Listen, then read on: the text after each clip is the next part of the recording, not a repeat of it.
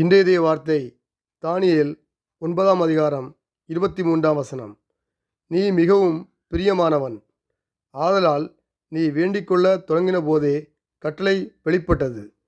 நான் அதை அறிவிக்க வந்தேன்.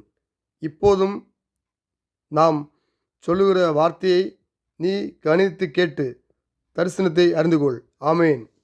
தேவன் தம்முடைய பிள்ளைகளின் ஜெபத்தை கேட்கிறவர். தானியேல் ஜெபிக்க தொடங்கின போதே கர்த்தரிடத்தில் பதிலை பெறுகிறார். அதுபோல்தான் நாமும் நம்முடைய ஜெபத்தை கடவுள் கேட்கிறார். பதில் தாமதமாக தோன்றினாலும் தேவன் செய்விடாமல் இல்லை. அவருக்கு பிரியமானவர்களை அவர் அறிகிறார். கடவுள் ஒரு மனிதனை எவ்வளவாக உயர்வாக மதிக்கிறார் என்பதை இந்த வார்த்தைகள் நமக்கு காட்டுகின்றன. தானியேல் தொடர்ந்து காக்கிய விசுவாசம், ஜெபம் மற்றும் உபவாசத்தின் காரணமாக கடவுளுக்கு பிரியமானவராக இருந்தார். நாமும் உண்மையான உள்ளத்தோடு அவரை தேடும்போது அவர் நமக்கு உரியவராக, நாம் அவருக்கு உரியவராக மாறுகிறோம். தானியேல் தனது ஜனத்தை முடிக்கும் முன்பே அவர் வேண்டிக்கொள்ள தொடங்கின போதே கட்டளை பிறந்து விட்டது. அதுபோலதான் நாம் வேண்டிக்கொள்வதற்கும் நாம் நினைப்பதற்கும் அதிகமாகவே அவர் கிரியை செய்கிறார். நாம் வேண்டிக்கொள்வதற்கும் அதிகமான காரியங்களை செய்து அவர் நமக்கு பதில் தருகிறார். அதாவது குழப்பமான சூழ்நிலைகளில் நாம் கடவுளை தேடும்போது அவர் நமக்கு தெளிவையும் அறிவையும் புத்தியும் தந்து நம்மை வழிநடத்துகிறார். இன்று நாம் கூட நாம் தானியேலைப் போல ஜெபிப்போம்.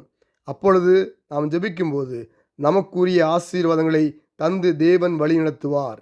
இயேசு கிறிஸ்துவின் நாமத்தில் பிதாவே, ஆமேன். நல்ல ஆண்டவரே, நமக்கு நன்றி செலுத்துகிறோம். ஒரு புதிய நாளைக்கான கிருபை செய்தபடியால் நம்ம ஸ்தோத்தரிக்கிறோம். இந்த நாளை எங்களுக்கு ஆசீர்வதித்தபடியாக ஜெபிக்கிறோம். ஆண்டவரே, ஊழியக்காலையும் அவள் ஊழியங்களையும் கர்த்தர் ஆசீர்வதிக்கும்படியாக ஜெபிக்கிறேன். எல்லையை பெரிதாக்குங்க. இரத்த கோட்டைகளை மூடி மறைத்து பாதுகாத்து கொடுங்க.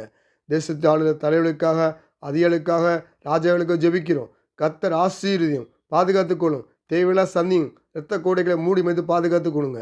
வேலை இல்லாதவருக்கு நல்ல வேலையை கொடுங்க முடியாது ஜெபிக்கிறேன் கர்த்தாவே. வியாபாரங்களுக்கு நல்ல வியாபாரத்தை தாருங்கப்பா.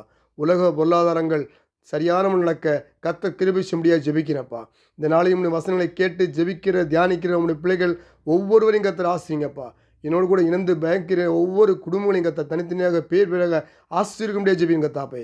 உன் அப்பத்தையும் துணியை ஆசீர்ப்பேன், வியாதி வந்து விளக்குன்னு சொன்னீங்கப்பா. மனமரங்க முடியாது ஜெபிக்கிறேன். இயேசு கிறிஸ்து நாமத்தில் ஜெபிக்கிறேன். நல்ல பிதாவே, ஆமேன், ஆமேன்.